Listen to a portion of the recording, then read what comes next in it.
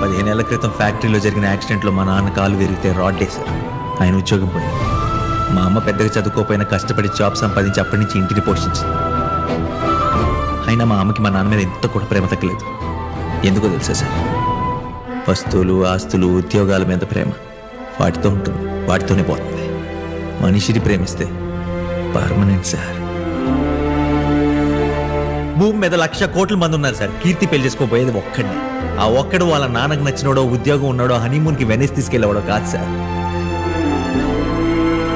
కీర్తి మనసులో ఉన్నాడు.